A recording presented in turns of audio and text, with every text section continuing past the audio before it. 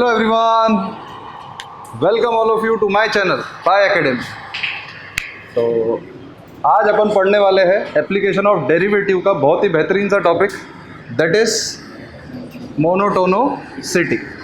और काफ़ी important topic है ये और काफ़ी मज़ा भी आता है पढ़ने में।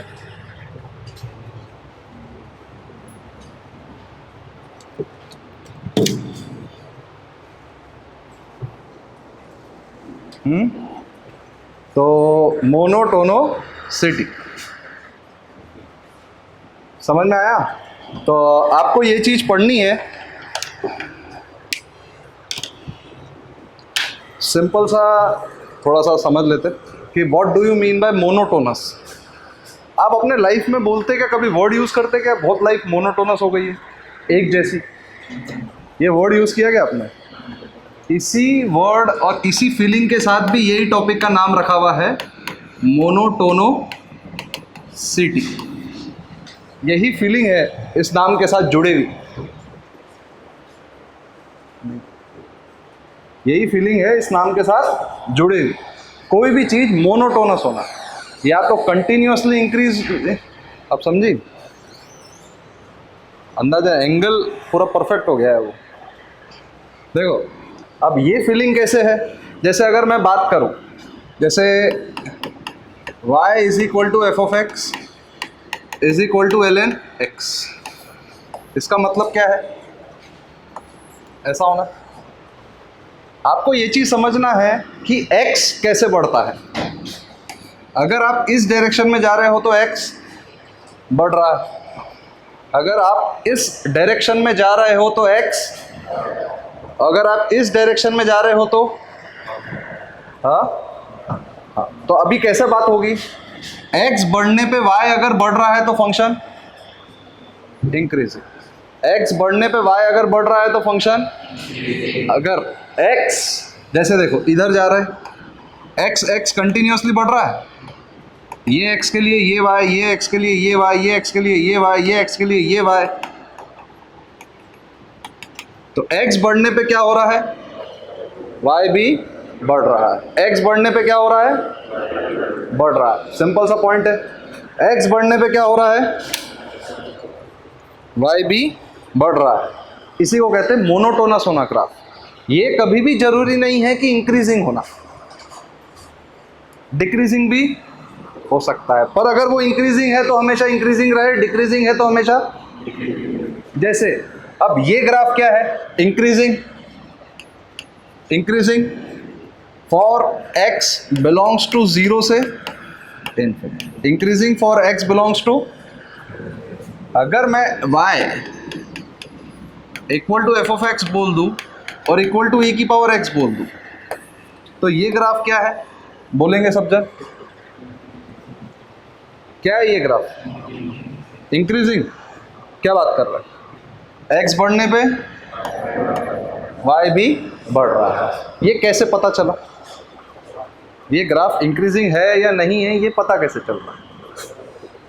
हाँ, यहाँ पे आता है एप्लीकेशन ऑफ डेरिवेशन। यहाँ पे क्या आता है? एप्लीकेशन ऑफ डेरिवेटिव, जो कि हेडिंग है ये। This is one of the application of differentiation.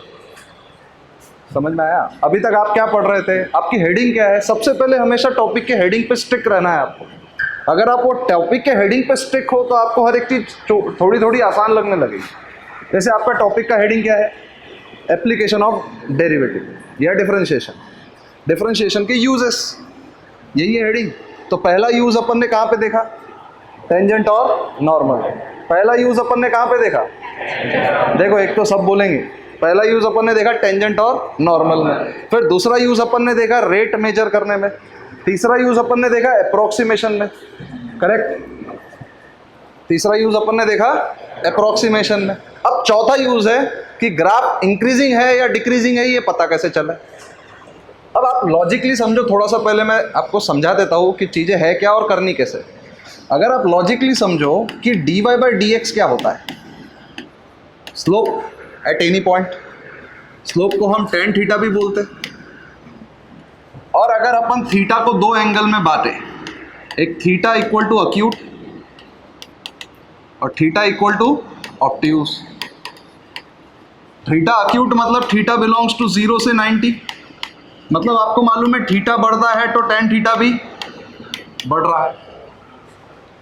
सही है, थीटा बढ़ रहा है तो अगर आप इसका इस पॉइंट पे स्लोप निकाल के देखेंगे,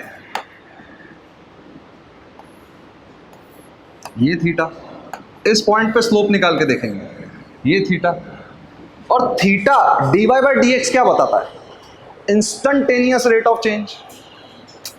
अगर उसका instantaneous rate of change constant है, मतलब वो एक कांस्टेंट रेट से बढ़ रहा है। अरे मैंने क्या बोला? अगर एक्सेलरेशन कांस्टेंट है, इसका मतलब क्या है? Rate of change of velocity constant है। क्या बोला मैंने? एक्सेलरेशन अगर कांस्टेंट है, इसका मतलब क्या है? Rate of change of velocity constant है। बोलो सही है गलत? अगर एक्सेलरेशन कांस्टेंट होने का मतलब क्या है? Rate of change of velocity constant है। सही है? यहाँ तक मेरी बात आपको बिल्कुल समझ में आ गई होगी। आई कि नहीं आई? पक्के से कंफर्म? अगर ये है तो सोचने वाला पार्ट क्या है?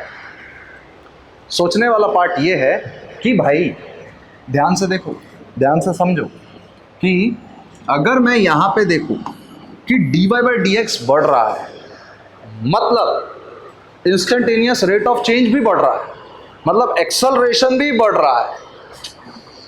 पहले एक्सेलरेशन था 1, क्योंकि अगर इसको मैं फिजिक्स से रिलेट करूँ ना, चीज़ें ज़्यादा बेटर समझ में आती हैं। एक्सेलरेशन अगर 1 मीटर पर सेकंड स्क्वायर है, इसका मतलब क्या है? इसका मतलब क्या है? वेलोसिटी 1 मीटर पर सेकंड से हर सेकंड बढ़ रही है। अब एक्सेलरेशन भी बढ़ रहा है, एक्सेलरेशन हो गया 2 मीटर पर सेकंड स्क्वायर। इसका मतलब क्या है? अब वेलोसिटी 2 से बढ़ रही है।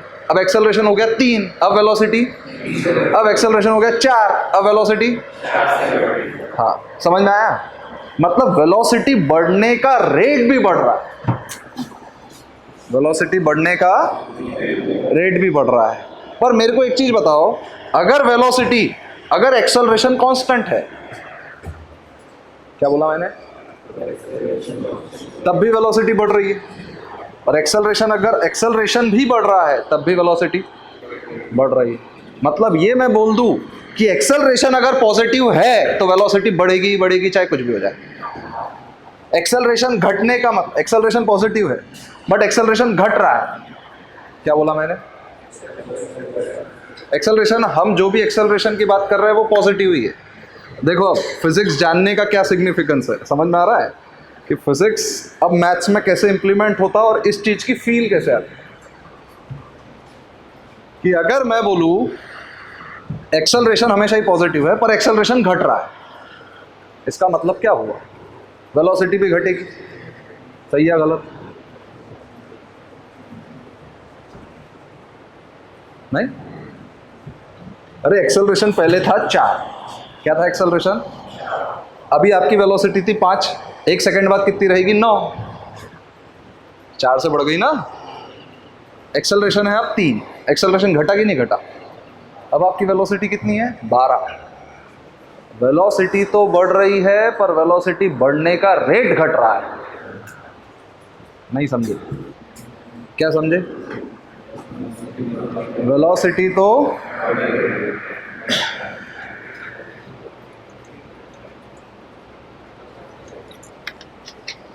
वेलोसिटी बढ़ने का रेट घट रहा है। बोलो सही है गलत? यहां तक आपको समझ में आया कि नहीं? हाँ बोलो, बिल्कुल ढंग से समझ में आया होगा यहाँ तक, बिल्कुल तसल्ली से। तो ये चीज़ है मोनोटोनोसिटी का मतलब। अब आप एक चीज़ देखो, इसका थीटा कंटिन्यूसली बढ़ रहा है और हर एक थीटा अक्यूट है। थीटा बढ़ रहा है मतलब tan थीटा बढ़ रहा है, मतलब dy बाई डी एक्स भी बढ़ रहा है और dy by D x tan theta है। ध्यान से सुनना, dy बाई डी एक्स और tan पॉजिटिव होता है अक्यूट एंगल पे। जैसे जैसे थीटा बढ़ता है tan थीटा भी बढ़ रहा है। tan थीटा बढ़ने का मतलब क्या है? उसका रेट भी बढ़ रहा है, इंक्रीज होने का। ये स्टेटमेंट का मतलब समझ नहीं पाते। इंक्रीज होने का रेट कितना, कैसे समझे?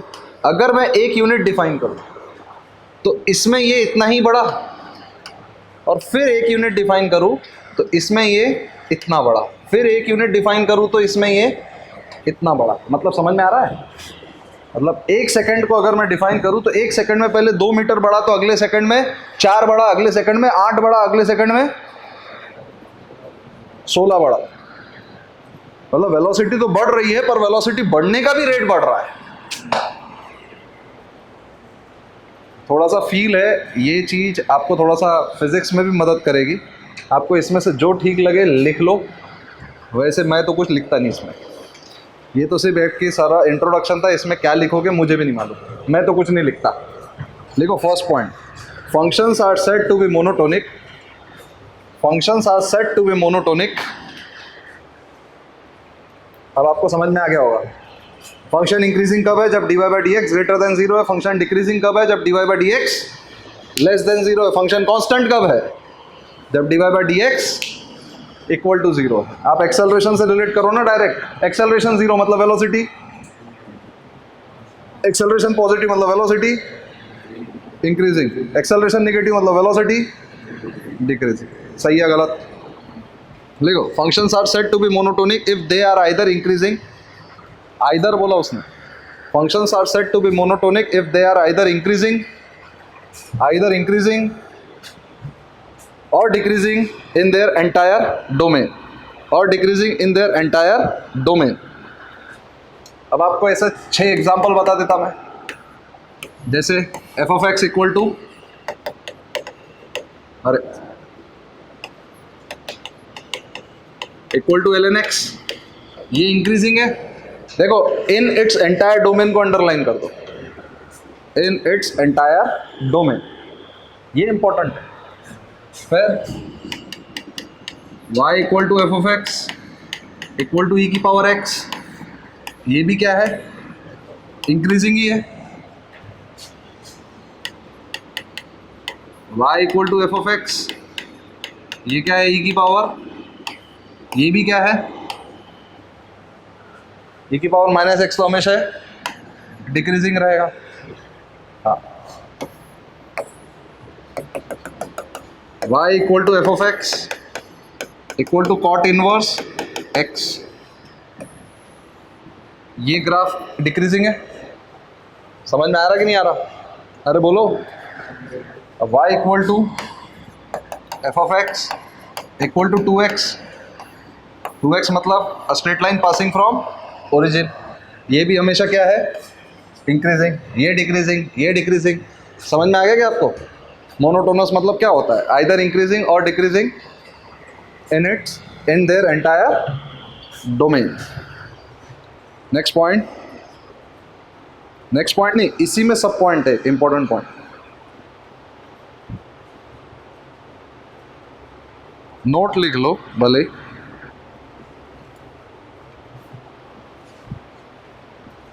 फंक्शन ये बना लिए क्या सारे?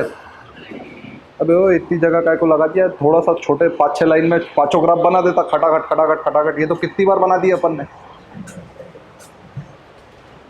हैबिट होती है। मैं सोच रहा संडे को तुम्हारा एक सेशन ही रख दिया जाए, 200 क्वेश्चंस का, 5 टॉपिक के 40-40 सवाल। क्या बोलते हैं? Limits, functions, continuity, differentiability, differentiation और एओडी। क्या बोलते हैं? सही है ना? सही लगता तो है सोचने में।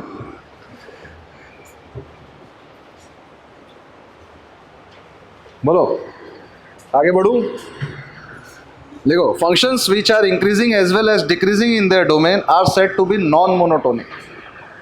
क्या बोला उसने? फंक्शन इंक्रीजिंग भी है और डिक्रीजिंग भी है इन देयर डोमेन, तो उस फंक्शन को हम क्या बोलेंगे? Non monotonic. मतलब समझ पाए कि नहीं पाए? क्या बोला उसने? Functions which are increasing as well as decreasing, as well as बोला उसने, in their entire domain are not monotonic. कैसे? ये कैसे समझे? y equal to sine x, sine x क्या है? ऐसा ही है। अब यहां से यहां देखोगे तो इंक्रीजिंग, यहां से यहां देखोगे तो मतलब ये पूरे डोमेन में कभी इंक्रीजिंग है, कभी डिक्रीजिंग है, कभी इंक्रीजिंग है, कभी डिक्रीजिंग है, तो ये क्या है? Non monotonic. आप कई बार देखना अपने पेरेंट्स से एक शब्द भी सुनते हैं, अरे ये शेयर खरीद ले, ये हमेशा ही बढ़ता है, धीरे धीरे बढ़ता है पर बढ़ता है, मोनोटोनिक है। ये वर्ड सुने होंगे आप लोगों ने। तो ये सब डे टू डे लाइफ में रिलेट होते। वहां पे ग्राफ भी देखा होगा शेयर मार्केट का, और ये देखिए कितने जल्दी बढ़ गया, इंस्टेंटेनियस रेट उसका बहुत ज्यादा तेज है। अरे ये देख फ्लक्चुएट कैसा कर रहा। ऐसे ऐसे ग्राफ्स देखे होंगे ना आपने, कभी इतना तेजी से बढ़ गया फिर गिर गया। तो जनरली ट्रेडर्स क्या करते, जैसे ही ये पीक पे गिरता है एक इंस्टेंट पे, यहाँ खरीद लेते, थोड़ा बड़ा बेच देते, फिर यहाँ पे खरीदते, फिर बेचते, फिर यहाँ पे खरीदते, फिर बेचते। तो ये प्रॉफिट है, प्रॉफिट प्रॉफिट प्रॉफिट प्रॉफिट ही है ना। तो इसको कहते हैं इंट्राडे ट्रेडिंग।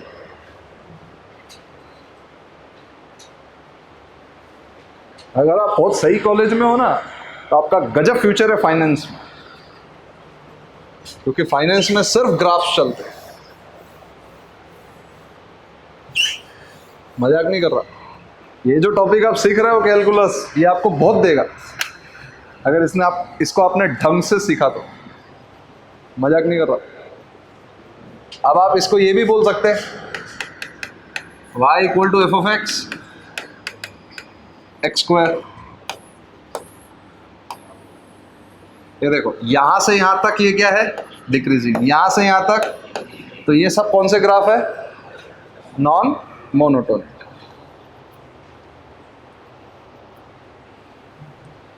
अब सेकंड पॉइंट लिखो। आपने फर्स्ट पॉइंट लिखा ना, अब है सेकंड पॉइंट। सेकंड पॉइंट की हेडिंग है monotonicity of a function at a point. Monotonicity of a function at a point.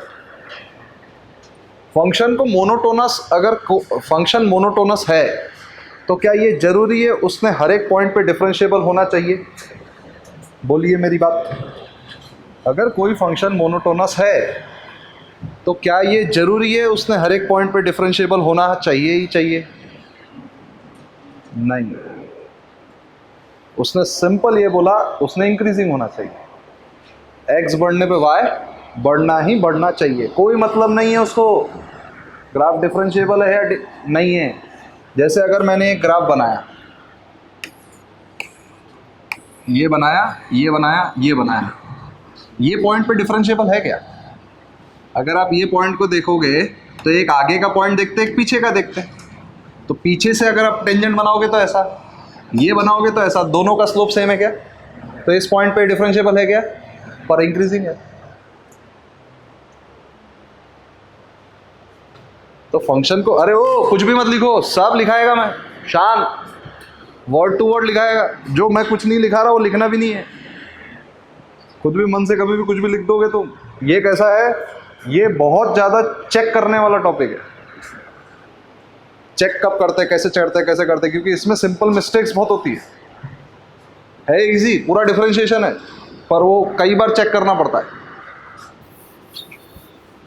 समझ में लिखा है?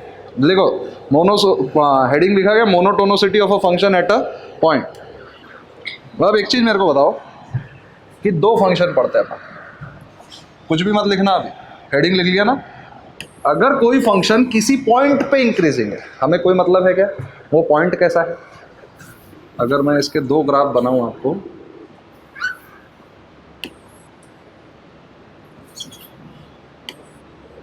हाँ ये बनाया, इस पॉइंट पे बात कर रहा हूं मैं। किस पॉइंट पे बात कर रहा? ए पे।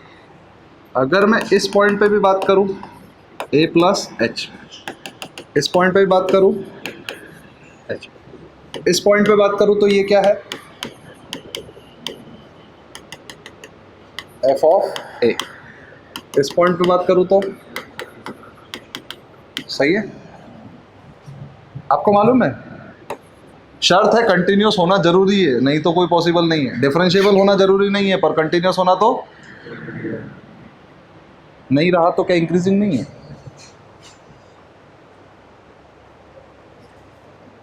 ऐसा नहीं है, ना कंटिन्यूस हो ना डिफरेंशिएबल हो, कोई फर्क नहीं पड़ता इसमें। क्यों? क्या ये इंक्रीजिंग फंक्शन नहीं है क्या?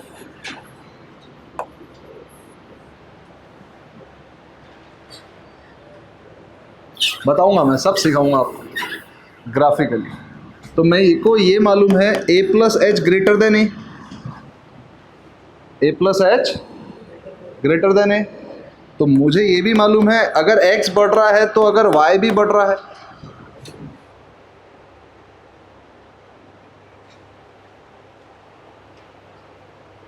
वो भी चालू था क्या? अरे ओ, पागल हो गए तुम। वही मैं सोचा ये कितना ठंडा कैसे कर दे रहा है। और a minus H less than A, तो हम बोल सकते a माइनस एच अगर y भी छोटा है, x छोटा होने की वजह से अगर y भी छोटा है और x बड़ा होने की वजह से अगर y भी बड़ा है, तो वो पॉइंट पे वो फंक्शन क्या है? वो पॉइंट पे वो फंक्शन क्या है? डिफरेंशिएबल। वो पॉइंट पे वो फंक्शन क्या है? वो पॉइंट पे वो फंक्शन है डिफरेंशिएबल। लिखो फटाफट।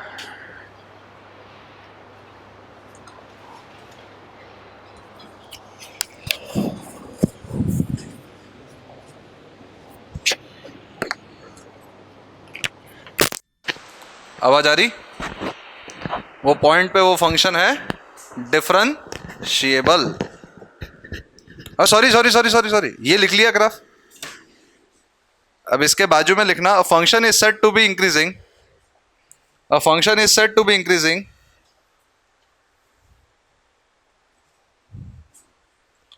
अ function is said to be increasing h 0 plus को टेंड करता है, मतलब positive.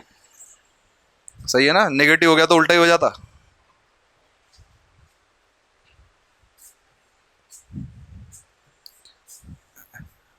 A function is said to be monotonic increasing, बाजू में लिखना ग्राफ के। A function is said to be monotonic increasing at x equal to a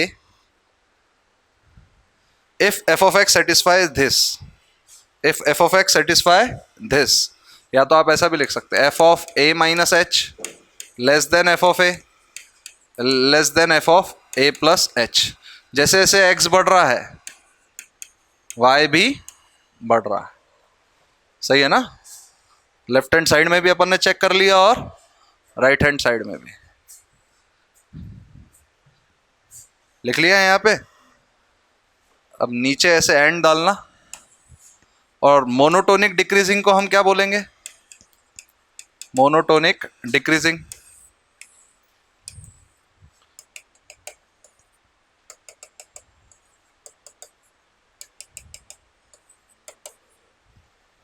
H बढ़ने पे, हाँ सॉरी, एक्स बढ़ने पे वाई घट रहा है, तो अपन ये बोल सकते हैं F of A plus H less than F of A, और एफ ऑफ सॉरी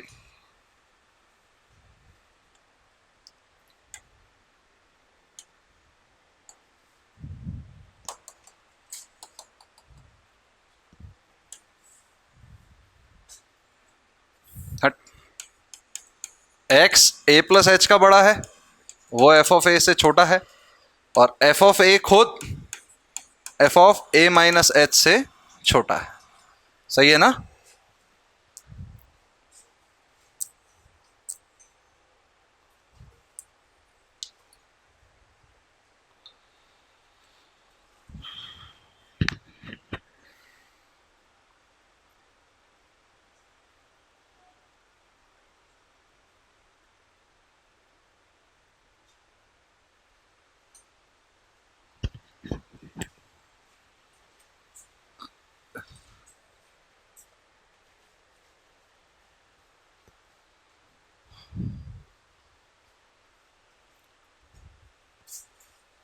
इसमें एक इंपॉर्टेंट पॉइंट लिखना,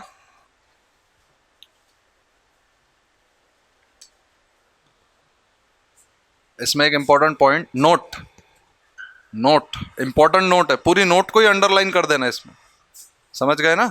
नोट को, it should be noted that we can talk of monotonicity, it should be noted that we can talk of monotonicity, it should be noted that we can talk of monotonicity of f of x, we can talk of monotonicity of f of x, monotonicity of f of x at x equal to a only if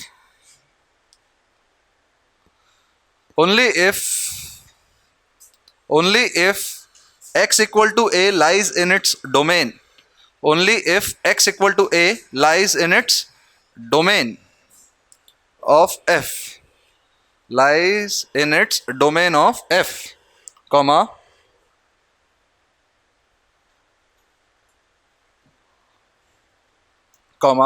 without any consideration of continuity or differentiability, without any consideration of continuity or differentiability, without any consideration of continuity or differentiability of f of x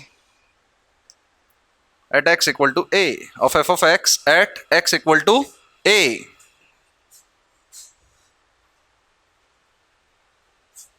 of f of x at x equal to a. इस AC का fan बंद करना जरा,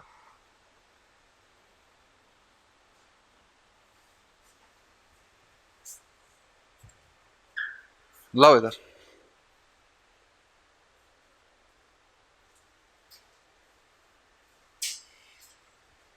हाँ,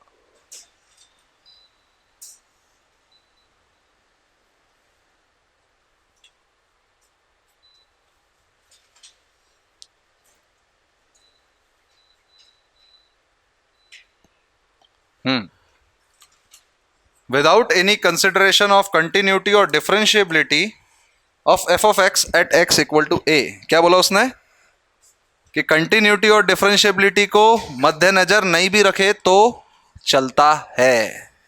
अब जैसे इसके 4 graph बनते तो बहुत सारे ग्राफ, जैसे अगर देखेंगे x इक्वल टू ए पे, क्या ये ग्राफ इंक्रीजिंग है? इंक्रीजिंग का मतलब क्या है? x equal to a plus h, क्या f of a plus h क्या f ऑफ a से बड़ा है? और f of a minus h क्या f ऑफ a से छोटा है? तो ये ग्राफ क्या हुआ x इक्वल टू a पे? इंक्रीजिंग, सही है ना? ऐसा है। अगर मैं बोलूं ऐसा, ऐसा यहां पे लिखना x इक्वल टू a पे ये कंटिन्यूअस नहीं है तब भी ये इंक्रीजिंग है हिंदी में, तो आपको फील आएगा एकदम मस्त। x इक्वल टू a ये इंक्रीजिंग है, x इक्वल टू ए पे ये कंटिन्यूअस तो है पर डिफरेंशिएबल नहीं है। अगर डिफरेंशिएबल ना भी हो तब भी मोनोटोनिसिटी हम डिफाइन कर सकते। ये होता है एक्चुअल समझने का मतलब।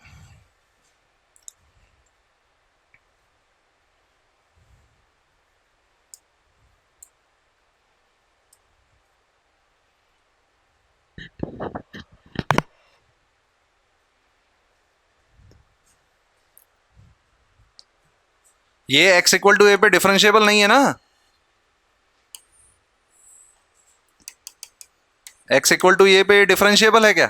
नहीं, बट ये मोनोटोनस है, क्योंकि क्या बोल सकते हैं हम इसको? डिक्रीजिंग। क्योंकि क्या बोल सकते हैं हम इसको? डिक्रीजिंग।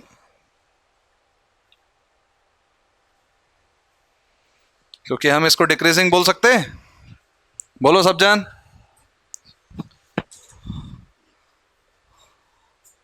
अब लिखो थर्ड पॉइंट। सबसे पहली बात, x इक्वल टू ए पे डिफाइन होना चाहिए कि नहीं चाहिए? आपने नोट में क्या लिखा था? देखो, it should be noted that we can talk of monotonicity at x equal to A only if x equal to A lies in its domain. अब third point, third point, monotonicity in an interval, monotonicity in an interval,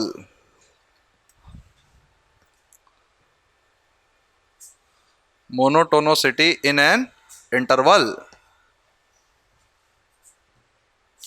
For an increasing function in some interval, for an increasing function in some interval, for an increasing function in some interval, monotonicity in an interval. For an increasing function in some interval, if delta x increasing function है, क्या बोला मैंने? Increasing function है. Increasing function का मतलब क्या? अगर delta x positive है तो दिस इंप्लाय डेल्टा वाई भी पॉजिटिव ही होना चाहिए. डेल्टा एक्स पॉजिटिव मतलब x2 ग्रेटर देन x1, तभी तो x2 माइनस x1 और y2 minus y1 greater than 0. अरे बोलो, अगर इंक्रीजिंग फंक्शन है और आप इसको दोनों साइड तरफ भी इंप्लाई कर सकते हैं. अगर डेल्टा वाई पॉजिटिव है तो इट मींस डेल्टा एक्स भी पॉजिटिव है, और डेल्टा एक्स पॉजिटिव है इट मींस डेल्टा वाई भी पॉजिटिव है. ये लाइन में लिखना साथ में, ऐसे 3-3 लाइन मत लिखना, कंटिन्यूस चलने देना. और डेल्टा एक्स लेस देन 0 तो डेल्टा वाई भी less than 0 for a monotonic. ये राइट हैंड पे देख सकते हैं, ये लेफ्ट हैंड पे देख सकते हैं. Then F is said to be monotonic. Then F is said to be, अभी तक मोनोटोनिसिटी समझ में आ रहा क्या? हाँ, समझ में आया क्या? Then F is said to be monotonic, bracket में स्ट्रिक्टली, ब्रैकेट में स्ट्रिक्टली, ये वर्ड पे अंडरलाइन करना, स्ट्रिक्टली बहुत इंपॉर्टेंट है. Strictly bracket complete, increasing in that interval, increasing in that interval. अच्छा एक चीज मेरे को बताओ कि delta y by delta x अगर दोनों पॉजिटिव है या दोनों नेगेटिव है, अरे बोलो ना, तो ये टर्म हमेशा ही पॉजिटिव होगी. और अगर मैंने ऐसा बोल दिया क्योंकि एच अपना छोटा है तो डेल्टा एक्स अपना छोटा ही है, तो क्या मैं इसको ये बोल सकता कि dy by d x greater than 0 for increasing function? dy by d x equal to 0 for, बोल सकता कि नहीं बोल सकता? dy by d x equal greater than 0 for, लिख लो. In other words, if delta x and delta y have same sign, continuation में ही है, कोई next point नहीं है. In other words, delta x and delta y have same sign, that is dy by dx greater than 0. That is dy by dx greater than 0, comma for increasing function.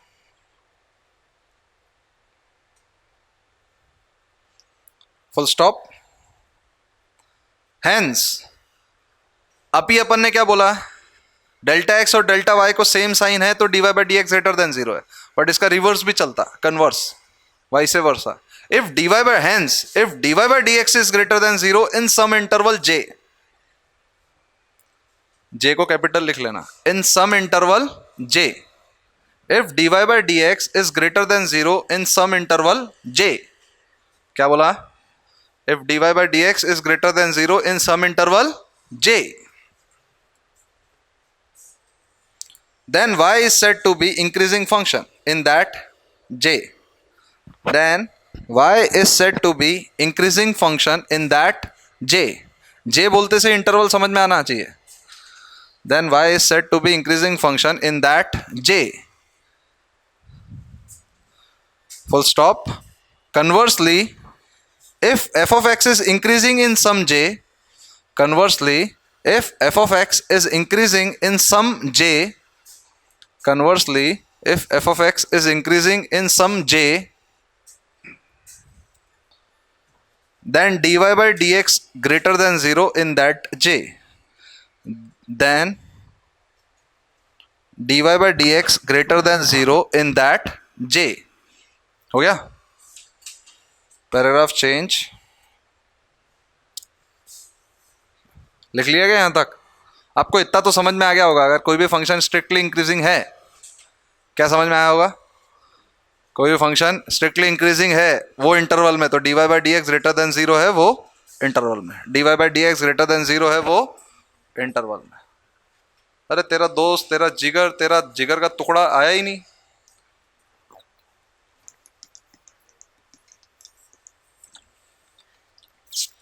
फिर क्या होगा? तेरे जिगर के टुकड़े को तू मिस तो कर रहा होगा। दोनों गाड़ी कौन सी? ठीक है, ठीक है, लिखो। Hence to find the intervals of monotonicity, hence to find the interval of monotonicity, hence to find the interval of monotonicity for a function y equal to f of x, for a function y equal to f of x, for a function y equal to f of x, one has to find dy by dx, one has to find dy by dx। अगर आप समझो, ये पूरा paragraph मैंने increasing के लिए लिखाया है, दैट इज ग्रेटर देन 0। ये पूरा पैराग्राफ को अगर मैं उल्टा कर दूं, डिक्रीजिंग लेस देन 0 पे, तो आप ये समझ सकते हैं जहां dy by dx greater than 0 है वहां फंक्शन इंक्रीजिंग है, जहां dy by dx less than 0 है वहां फंक्शन डिक्रीजिंग है। समझ में आया कि नहीं? बोलेंगे सब जन, अभी कुछ भी नहीं लिखेंगे पर बोलेंगे सब जन। समझ में आया? तो आप क्या लिख सकते हैं? Hence to find the intervals of monotonicity of a function y equal to f of x has one has to find dy by dx and solve the inequality, and solve the inequality dy by dx greater than 0 and dy by dx less than 0, dy by dx greater than 0 and dy by dx less than 0। Then solutions of this inequality, then solutions of this inequality, then solutions of this inequality gives the interval of monotonicity, gives the interval of monotonicity, gives the interval of monotonicity। सही है? एक example लिख लो। Example करते?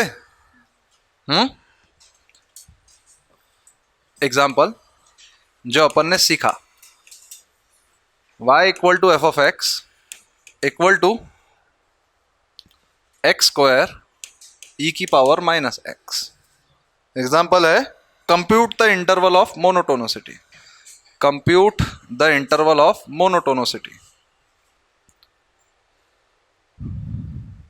Compute the interval of monotonicity.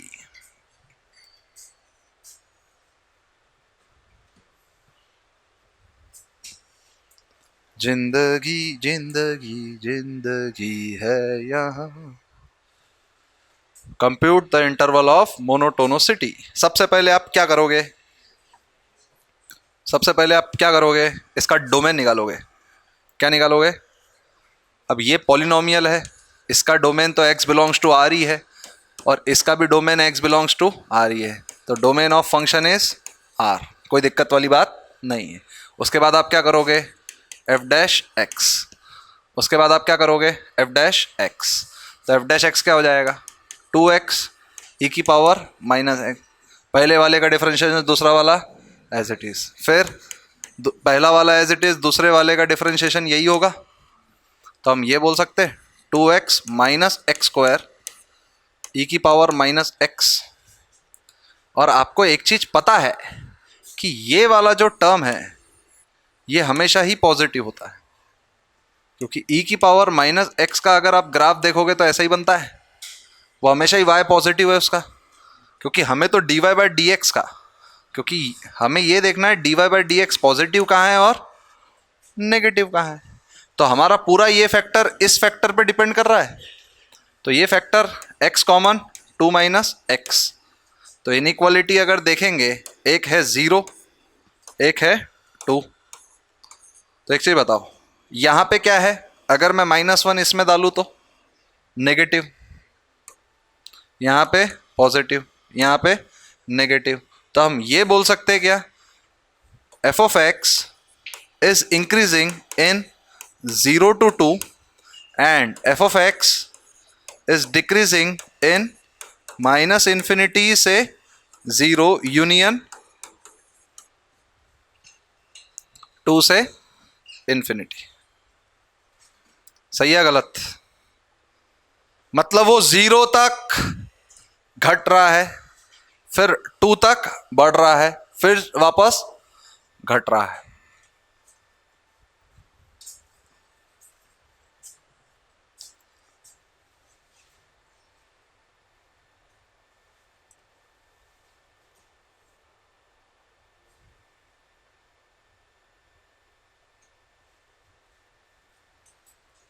एक और question दूं इसी पे, बोलो। एक और क्वेश्चन दूं इसी पे, सेकंड पार्ट लिख लो इसी का। Compute the monotonicity x plus ln 1 - 4x। पहले डोमेन,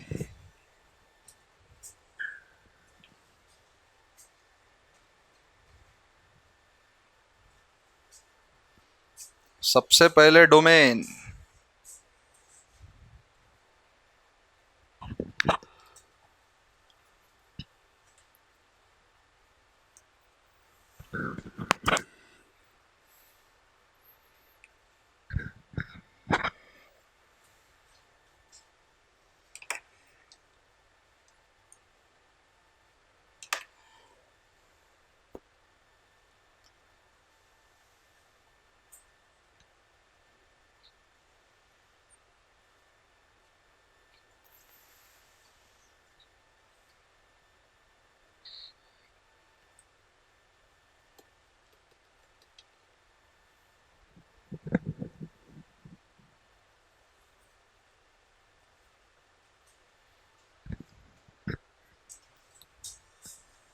बोलो।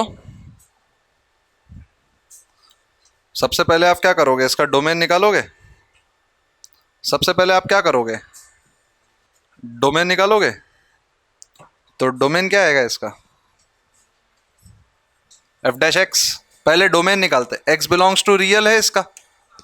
इसका क्या है, 1 - 4x ग्रेटर देन 0, तो x लेस देन 1/4। सही है ना, x लेस देन। तो इसका डोमेन ऑफ फंक्शन क्या है, -infinity से 1/4। इसका डोमेन क्या है, -infinity से 1/4। इसका डोमेन है -infinity से 1/4। तो अगर डोमेन आ गया, अब अपन करते हैं F dash x. 1 plus 1/1 - 4x into -4। इसका डिफ्रेंशिएशन यही है ना, तो ये क्या हो जाएगा, 1 - 4 1 - 4x। तो ये हो जाएगा 1 - 4x -4 तो ये क्या होगा, -3 - 4x 1 - 4x। तो हम बोल सकते हैं माइनस कॉमन, 4x + 3 4x -1। अब इसी का इंटरवल देखना है अपने को। ये हो जाएगा 1/4 और ये होगा -3/4। तो ये वाला इंटरवल तो हमें चेक ही नहीं करना है क्योंकि वो डोमेन में ही नहीं है। अगर -3/4 पे मैं बात कर रहा हूं, क्योंकि ऊपर वाला -3/4 पे 0 होता है, नीचे वाला 1/4 पे। ऊपर वाला कहाँ 0 होता है, 3/4 पे। नीचे वाला कहाँ 0 होता है, 1/4 पे। तो अगर -3/4 से वैल्यू नीचे डाली मैंने -1, तो -1 डालूंगा तो क्या आएगा, नेगेटिव, पॉजिटिव। और ये क्या है, नेगेटिव। तो हम बोल सकते हैं function is increasing in x belongs to -infinity से -3/4। Function is decreasing in x belongs to, sorry, function is decreasing in x belongs to -3/4 से 1/4. Function is decreasing in x belongs to -3/4 से 1/4. बोलो सही है गलत? अब समझ में आया? जब अपन फंक्शंस के ग्राफ बनाते थे तब मैं डिफरेंशिएशन क्यों करता था? आ रहा क्या समझ में? जब मैं फंक्शंस के ग्राफ बनाता था तब मैं डिफरेंशिएट क्यों करता था? आ रहा होगा अब आपको समझ में? एक और क्वेश्चन दूं ऐसा ही? ये चीज सबको समझ में आई कि नहीं आई? आई क्या? अरे ओ पक्का ना? नहीं आ रही है तो अभी बोल दो. Next, f of x equal to x upon ln x. f of x equal to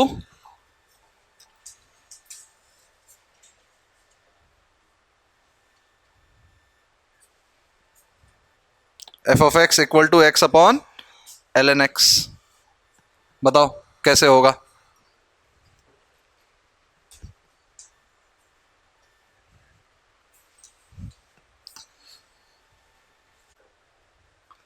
तो ये सॉल्व किया गया आप लोगों ने?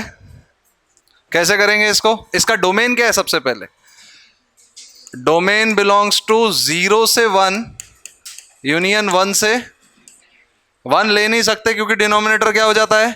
0. 1 ले नहीं सकते क्योंकि डिनोमिनेटर 0 हो जाता है. सही है? तो अब अपन इसको अगर डिफरेंशिएट करें f डैश x, न्यूमरेटर का differentiation denominator as it is minus denominator का differentiation numerator as it is upon ln x का होल स्क्वायर. अब स्क्वायर है तो ये तो हमेशा ही पॉजिटिव है, तो ये हो जाएगा ln x -1 अपॉन, तो f डैश x पॉजिटिव कब है? When ln x greater than 1, मतलब x ग्रेटर देन e. सही है गलत? और ये डिक्रीजिंग कब है?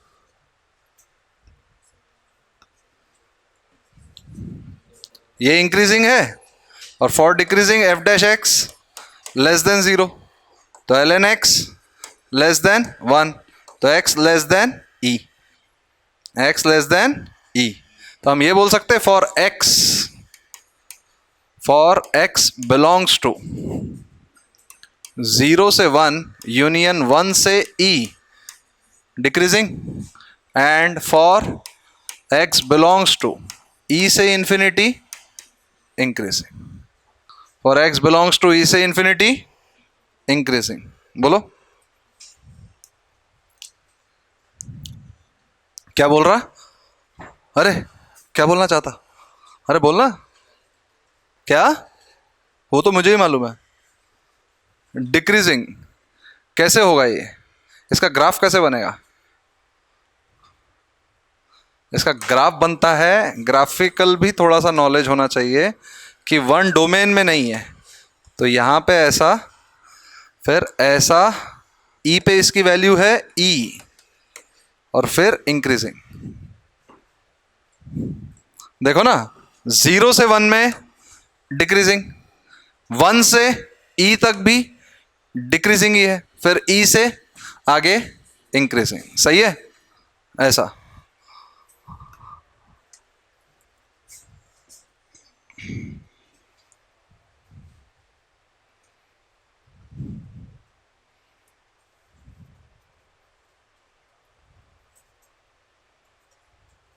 अब इसके आगे एक नोट लिख लेना. 3 क्वेश्चन से आप ये तो समझ गए होंगे कि चीजें जाएगी कैसे और चीजें होनी कैसे चाहिए. समझ में आया? लिखो, at some point dy by dx may be 0. At some point dy by dx may be 0.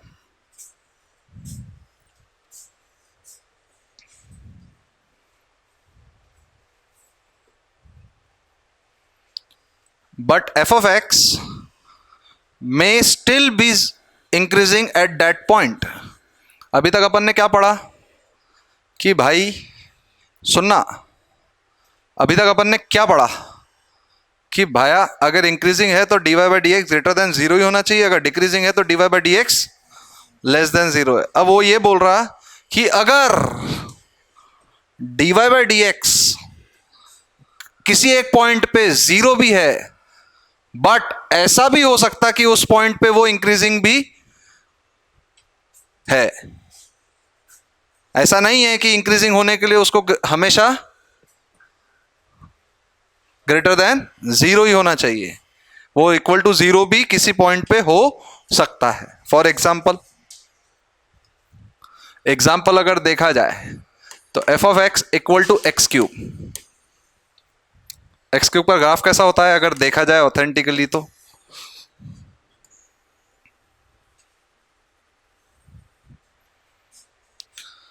मतलब अगर इसमें ग्राफ्स होते हैं शायद,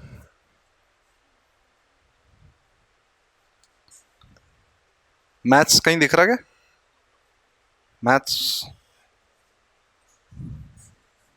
फंक्शनल ग्राफ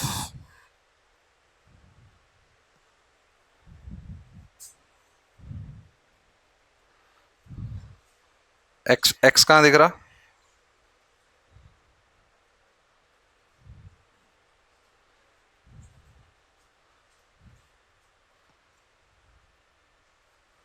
अरे वो माइनस, अच्छा ये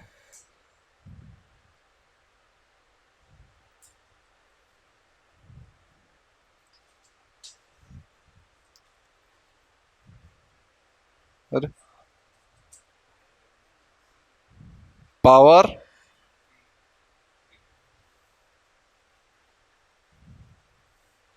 हाँ ये देखो ग्राफ दिख रहा ना,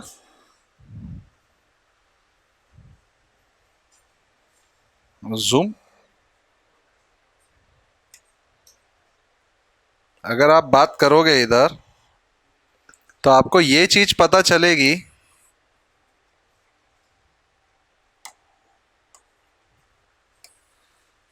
अरे ये चल क्यों नहीं रहा?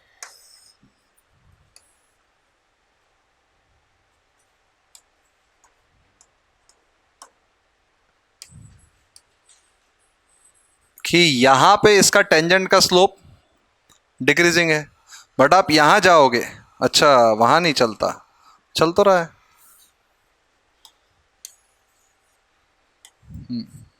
तो यहां पे उसका टेंजेंट का स्लोप देखो, इस पॉइंट पे क्या है, d Y by D x equal to zero. इस पॉइंट पे क्या है,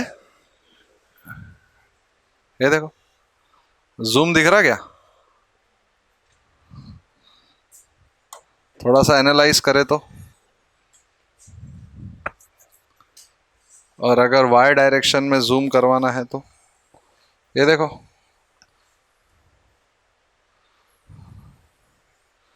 कि अगर अपन ये भी बात करें कि x बढ़ाने पे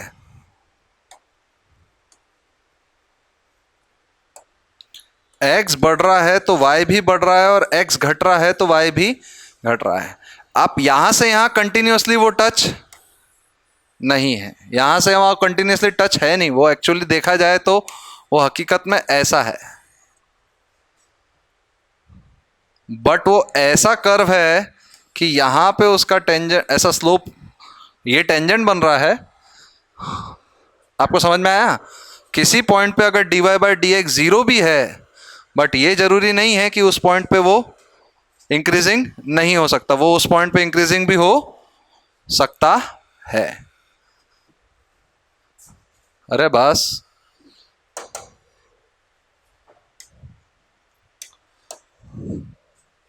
वो उस पॉइंट पे इंक्रीजिंग भी हो,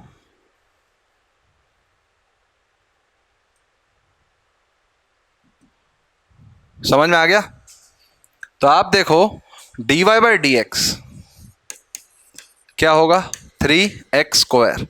ये हमेशा जीरो है, ग्रेटर देन जीरो है, but at x equal to zero D Y by D x equal to zero है, but at x equal to zero F of X is increasing. लिख लो ये फॉर एग्जाम्पल,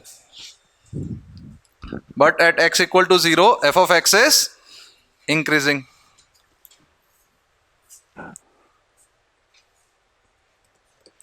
क्योंकि अगर आप बात करोगे F of zero plus H greater than F of zero, और F of zero minus H less than F of zero. Zero से छोटे वैल्यू के लिए y छोटा है, जीरो से बड़े वैल्यू के लिए y बड़ा है।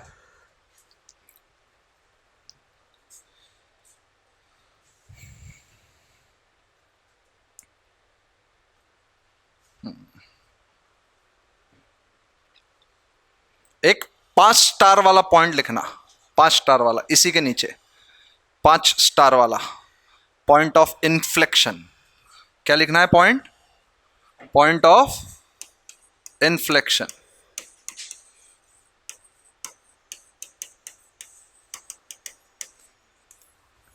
पांच स्टार वाला, ये पर्टिकुलर क्वेश्चन आएगा, मतलब समझ लो आप, सीधा टू द पॉइंट, सीधी बात, नो बकवास। वो सीधा बोलेगा पॉइंट ऑफ इन्फ्लेक्शन निकालो, और इसकी एक पर्टिकुलर कंडीशन है, at all such points, at all such point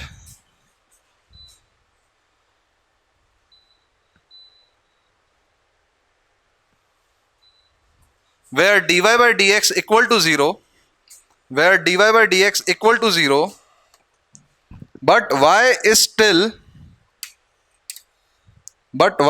still increasing or decreasing, but y is still increasing or decreasing, but y is still increasing or decreasing, are known as point of inflection, are known as point of inflection,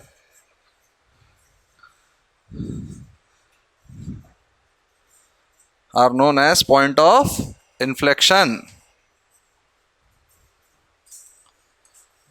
which indicate the change of concavity of curve, which indicate the change of concavity of curve, which indicates the change of concavity of curve.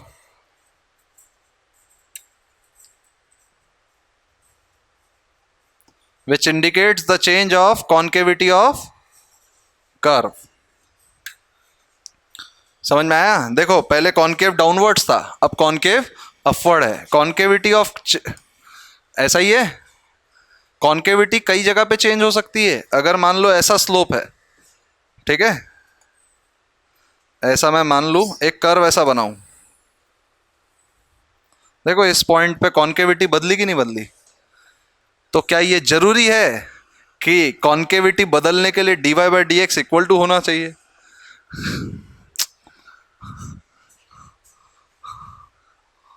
देखो ना, जहां जिस point पे concavity बदल रही है उस point पे dy by D x equal to 0 कहां है?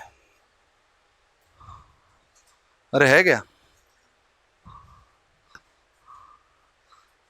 जान दो, छोड़ो, ज्यादा टेक्निकल नॉलेज पे बात नहीं करते। अभी आप इतना समझो कि एक तो dy by D x equal to 0 है, और उस पॉइंट पे कॉन्केविटी अगर चेंज हो रहा, हाँ सॉरी, अगर उस पॉइंट पे वो ग्राफ इंक्रीजिंग या तो डिक्रीजिंग है, तो उस पॉइंट को हम क्या कहेंगे? Point of inflection. उस पॉइंट को हम क्या बोलेंगे? Point of inflection. यहां तक बात समझ में आई कि नहीं आई? बोलो। नेक्स्ट, ये था फर्स्ट नोट कंप्लीट, जहां से आपने स्टार्ट किया था, नोट 1। हाँ, अभी सेकंड नोट लिखो। इफ, ये फर्स्ट नोट का ही एक डेफिनेशन था, अब लिखो second note. Second note, if f is increasing for x greater than a, if f is increasing for x greater than a, x greater than a, if f is increasing for x greater than a and f is also increasing for x less than a, and f is also increasing at x less than a, and f is also increasing at x less than a, मतलब a से बड़े value के लिए भी f increasing है और a से छोटे वैल्यू के लिए भी f इंक्रीजिंग है। क्या लिखा? f is increasing for x greater than a and f is decreasing, also increasing for x less than a, then f is also increasing at x equal to a, then F is also increasing at x equal to A. बताओ यहां तक जब मैंने point लिखा वो true है या false है? अभी कुछ भी लिखना मत नोटबुक पे, पर मैंने यहां तक जो आपको लिखाया वो ट्रू है या फॉल्स है? ट्रू है? क्या है बोलो? यहां तक जो भी अपन ने पॉइंट लिखा वो ट्रू है या फॉल्स है? ट्रू है पक्का?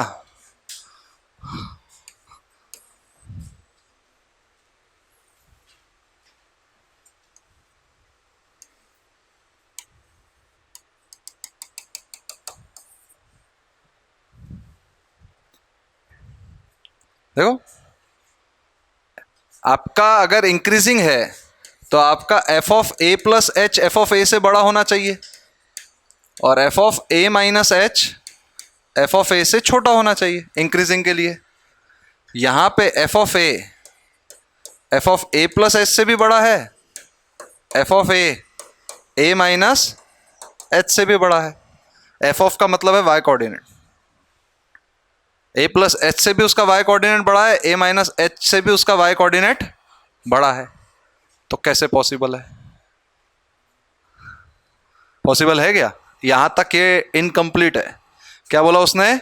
एफ अगर इंक्रीजिंग है एक्स ग्रेटर देन ए पे, एक्स अगर एक्स लेस देन ए पे भी इंक्रीजिंग है एफ ऑफ एक्स, तो फंक्शन क्या लिखा है उसके बाद मैंने? Then F is also increasing at x equal to A provided F is continuous at x equal to A. ये लिख लेना, प्रोवाइडेड के बाद अंडरलाइन करना, provided F is continuous at x equal to ए।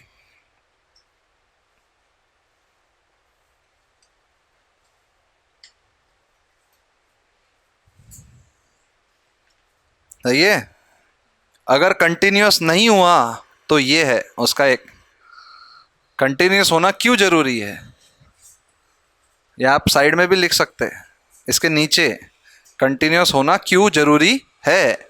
अगर वो कंटिन्यूअस नहीं रहा तो आप कह नहीं सकते कि ए पे वो इंक्रीजिंग रहेगा या डिक्रीजिंग रहेगा। ए पे वो इंक्रीजिंग रहेगा या डिक्रीजिंग रहेगा। मोनोटोनोसिटी खत्म होने की कगार पे है।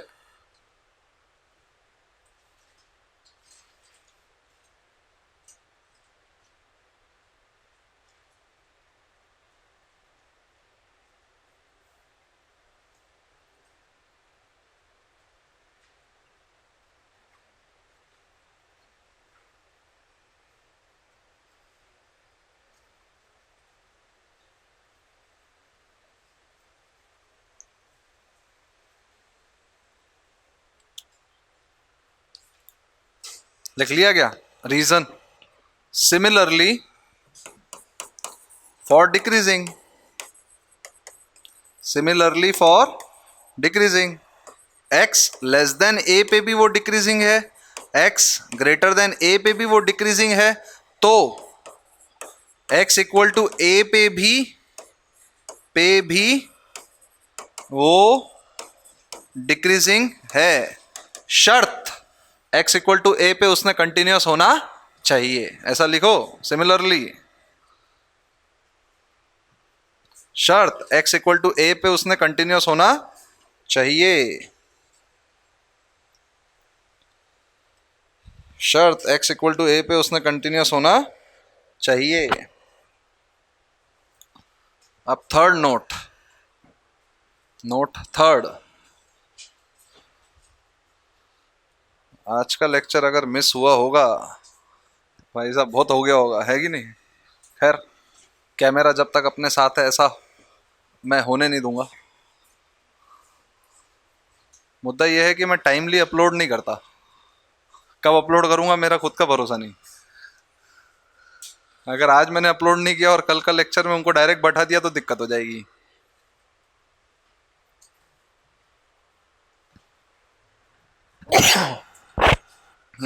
लिखो third, if x1 x2 belongs to domain of f, ये देखो, if x1 x2 belongs to domain of f मतलब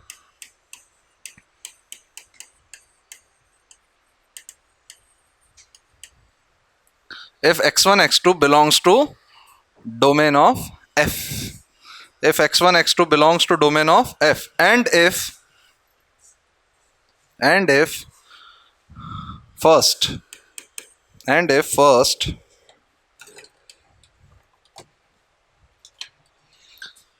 x1 greater than x2 or f of x1 greater than f of x2 रहा, then f is strictly increasing, then f is strictly increasing. ये true है या false है?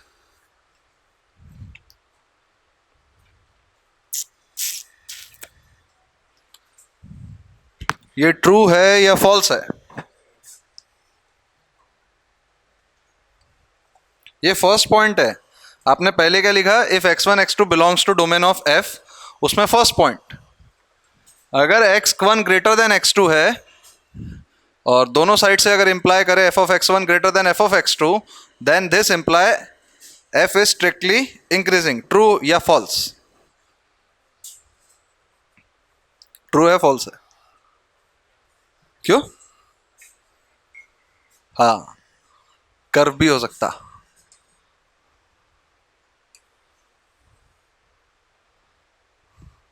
x1 ये है x1, ये है x2. x1 greater then x2 और f of x1 भी x2 से बड़ा ही है. f of x1 भी x2 से बड़ा ही है, पर कर्व स्ट्रिक्टली इंक्रीजिंग नहीं है. तो आप एक सेकंड, तो आप शर्त यहाँ पे एक पॉइंट लिख लो, इसी में x1 is equal to x2 plus h, where h is positive constant. तब ये सही है. और पॉजिटिव कांस्टेंट से भी गलत हो गया, 0 प्लस. सही है ना? अब ये स्टेटमेंट सही है और कंप्लीट है.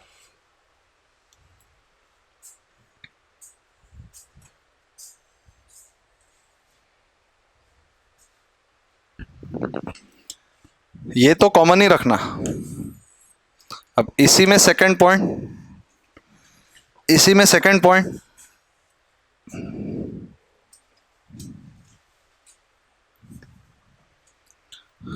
if x1 greater than x2,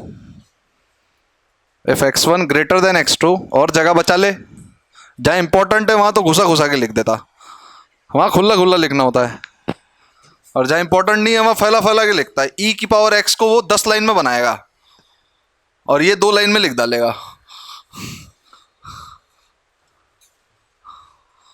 क्या बोला मैंने? if x1 greater than x2, ये वाला यहां पे यही है, ये point, then f is non decreasing.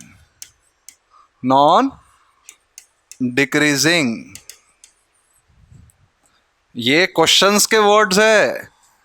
Non decreasing का मतलब क्या है? ये तो कॉमन ही है. मतलब ये है कि किसी पॉइंट पे अगर उसका डिफरेंशिएशन 0 भी आ गया किसी इंटरवल में, इसका मतलब है वो उस पॉइंट पे कांस्टेंट है, पर वो घटेगा नहीं. तो एक ग्राफ बना लेना इज्जत से. इसको बोलते हैं नॉन डिक्रीजिंग. क्वेश्चन में आपको बोलेगा कि बताओ ऐसे कौन सा एक्स का इंटरवल है जहां पे ये डिक्रीजिंग नहीं है. उसने ये बोला क्या? देखो 3 टर्म्स आते, एक स्ट्रिक्टली इंक्रीजिंग, एक कांस्टेंट और एक डिक्रीजिंग. स्ट्रिक्टली इंक्रीजिंग का मतलब क्या है? F of D Y F dash X greater than 0. Constant मतलब F dash X equal to 0, और डिक्रीजिंग मतलब F dash X less than 0. अगर मैं बोलूं नॉन नेगेटिव नंबर, देखो इस टाइप का कंसिडरेशन है ना ये, नॉन नेगेटिव नंबर मतलब जीरो इंक्लूड होगा कि नहीं होगा, होगा, जीरो भी है और पॉजिटिव भी है। उसने बोला डिक्रीजिंग नहीं होना, तो कांस्टेंट भी रह सकता है और इंक्रीजिंग भी। उसने क्या बोला, जीरो नहीं रहना, तो इसका मतलब क्या है, कांस्टेंट भी रह सकता है और डिक्रीजिंग भी, सॉरी इंक्रीजिंग भी रह सकता है। तो ये टर्म है, वो पूछेगा find the interval way non increasing, तो ग्रेटर और इक्वल टू लगाते, इंक्रीजिंग ग्रेटर देन, तो कब ग्रेटर और इक्वल टू साइन लगता है और कब ग्रेटर देन साइन लगता है, ये समझ में आया। थर्ड पॉइंट, थर्ड पॉइंट,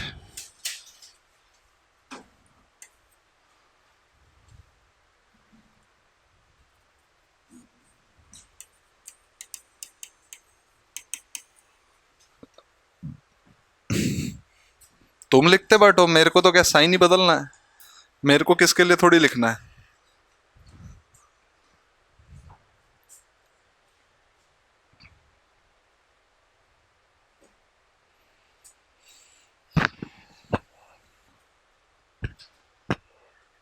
आज कितना पढ़ा है मैंने, बता ना।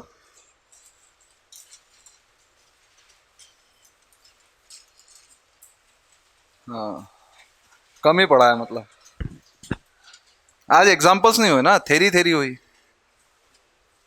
बहुत थेरी हो गई, पर उसने नंदलेस सारे पेजेस में एक ही चीज बोला, greater than zero, increasing, equal to zero, constant, less than zero, decreasing. वो देखो नींद में है, नहीं है, नींद नहीं आ रही, अच्छा पढ़ा है मतलब।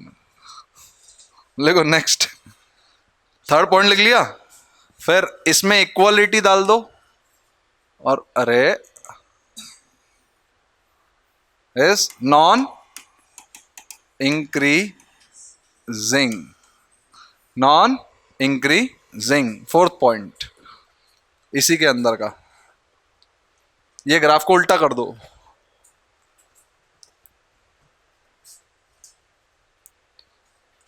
अब लिखो नोट, अलग से नोट, पता नहीं नोट ही नोट है, फोर्थ पॉइंट लिख दो। लो अभी तक अपन ने थर्ड पॉइंट लिखे ना, 3 पॉइंट, फोर्थ पॉइंट लिख दो। अरे ये थर्ड पॉइंट के अंदर 4 पॉइंट थे, अब क्या लिखना है, fourth point, if a function is monotonic at x equal to a, if a function is monotonic at x equal to a, if a function is monotonic at x equal to a,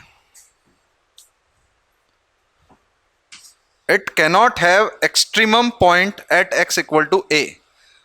मतलब अगर कोई point पे वो monotonic है, मतलब या तो increasing है या तो अरे रुक जाओ पहले समझो, किसी पॉइंट पे अगर वो मोनोटोनिक है, मान लो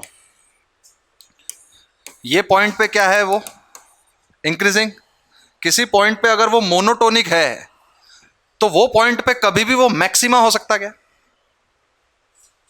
अरे जिस पॉइंट पे वो इंक्रीज ही कर रहा है या डिक्रीज ही कर रहा है, तो वो मैक्सिमा कैसे हो सकता? एक्सट्रीमम मतलब आइदर मैक्सिमा और मिनिमा, तो जिस पॉइंट पे अगर वो मोनोटोनिक है, तो वहां पे वो मैक्सिमा या मिनिमा ले सकता क्या? ये बहुत इंपॉर्टेंट पॉइंट है। If a function is monotonic at x equal to a, it cannot have extremum point at x equal to a and vice versa,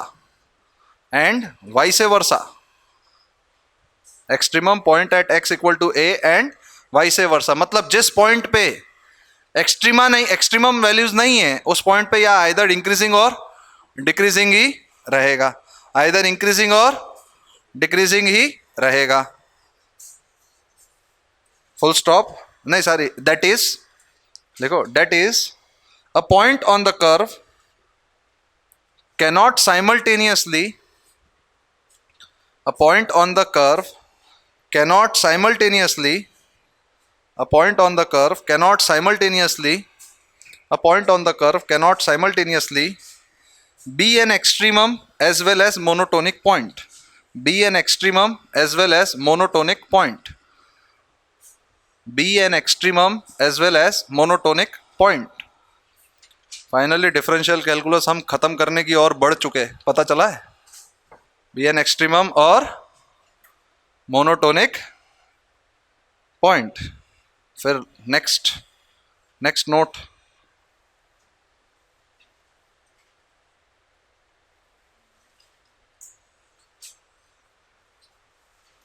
अगर मैं बोलूं फंक्शन इंक्रीजिंग है तो आप कोई डेफिनेट वैल्यूज पे बात कर सकते क्या एफ डैश एक्स की? बस शर्त यह है कि एफ डैश एक्स पॉजिटिव होना चाहिए। अब वो क्या है क्या नहीं है ये हमें पता है क्या? नहीं ना। तो ये भी एक नोट है, लिखो, if f is increasing then nothing definite, if f is increasing then nothing definite can be said about the function f dash x. Nothing definite can be said about the function f dash x, about the function f dash x, about the function f dash x with respect to its increasing or decreasing behavior, with respect to its increasing or decreasing behavior, with respect to its increasing or decreasing behavior. Finally theory खत्म, finally theory खत्म। अब लिखो question, example, f of x ax minus f of x ax minus sin x। लिखो question, f of x equal to ax minus sin x। आपको मुझे ये बताना है, find the interval of a when function is increasing and find the interval of a when function is decreasing.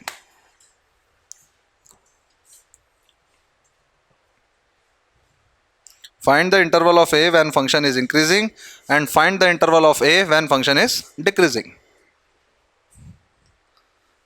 बताओ।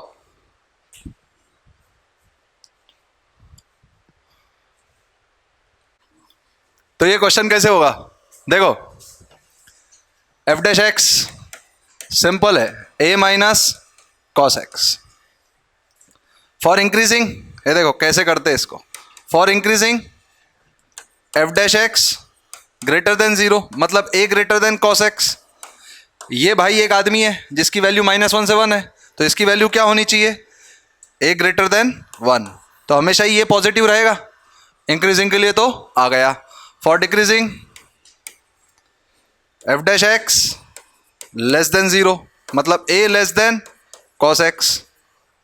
Cos X से तो हमेशा ही छोटा होना चाहिए, तो ए लेस और इक्वल टू -1, ए लेस और इक्वल टू -1।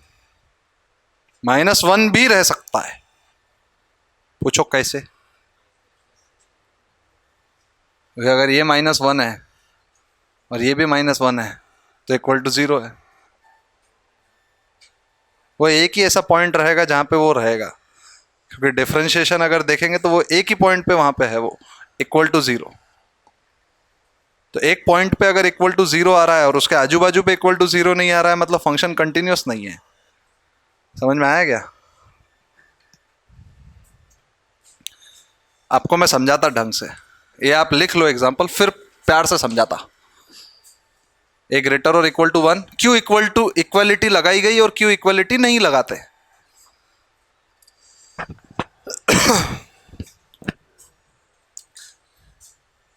जैसे ये इक्वल टू 0 कब हो सकता है, आप सब बताएंगे। ये इक्वल टू 0 कब हो सकता है? ये इक्वल टू 0 कब हो सकता है? ये इक्वल टू 0 कब होगा? ये वाला पॉइंट, ए को मान लो 1 ले लो, 1 माइनस कॉस एक्स। ये इक्वल टू 0 कब है? जब कॉस क्या है? 1। और कॉस 1 कब है? जब x 0 है। सही है? क्या वो x का ऐसा इंटरवल है क्या जहां पे ये 0 है? एक ही पॉइंट है। तो अभी आपने शायद पढ़ा था पॉइंट ऑफ इन्फ्लेक्शन के वक्त, अगर किसी एक पॉइंट पे डिफरेंशिएशन 0 है और उसके इधर साइड भी इंक्रीजिंग है और उसके इधर साइड भी इंक्रीजिंग है, मतलब उस पॉइंट पे भी वो इंक्रीजिंग है। वो पॉइंट पे भाई, वो पॉइंट पे पॉइंट ऑफ इन्फ्लेक्शन है। मतलब when a equal to 1, that is a point of inflection at x equal to 0, 2 pi, 4 pi, 8 pi, 6 pi, ऐसा। नहीं समझ में आया आपको? मतलब वो ग्राफ को आप अंदाजा देखोगे ना तो वो ग्राफ ऐसा बनेगा, एक पॉइंट पे डिफरेंशिएशन 0, फिर 0, फिर 0, फिर 0, ऐसा। नहीं समझे? ये ऐसा।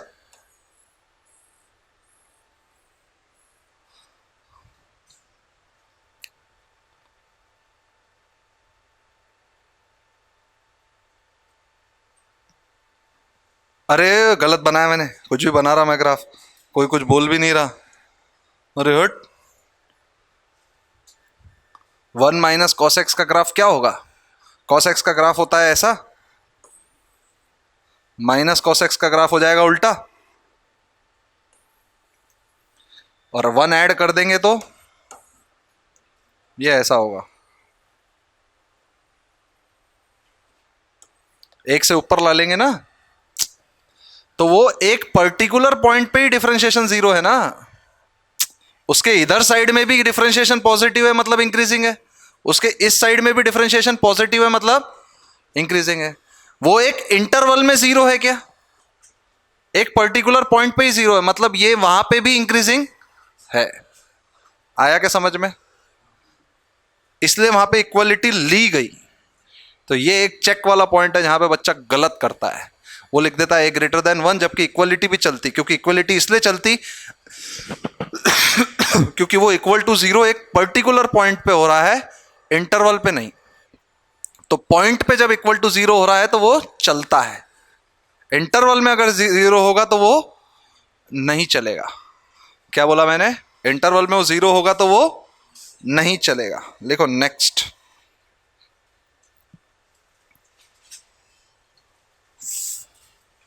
समझ में आ गया क्या? ये इसका एक्सप्लेनेशन लिखना है क्या आपको? तो अपने मन से लिख लो। Next, F of x equal to 3 cos की power 4 x plus 10 cos cube x plus 6 cos square x minus 3 in 0 to pi. 0 to pi में आपको ये बताना है ये कब इंक्रीजिंग है और ये कब डिक्रीजिंग है। Find the interval of increasing और decreasing in 0 to pi of this function, 0 to pi of this function। ऐसे न मुझे तुम दे, बोलो फटाफट। डिफरेंशिएट करो। सबसे पहले डिफरेंशिएशन, जिंदगी का आपका एक ही उसूल है, क्या है? डिफरेंशिएशन।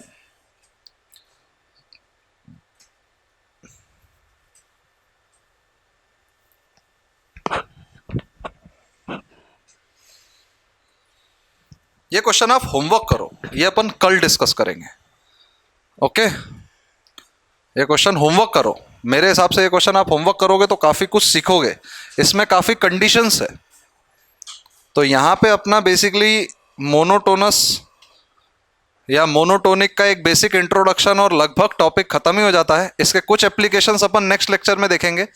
जैसे बहुत बड़ा एप्लीकेशन आता है ग्रेटेस्ट वैल्यू, एक रोल्स थ्योरम और एक लैग्रांजेस थ्योरम। ओके, तो नेक्स्ट लेक्चर तो इसका काफी इंपॉर्टेंट रहने वाला है। नेक्स्ट 2 लेक्चर, खैर 4 लेक्चर का ही टॉपिक बचा है ये।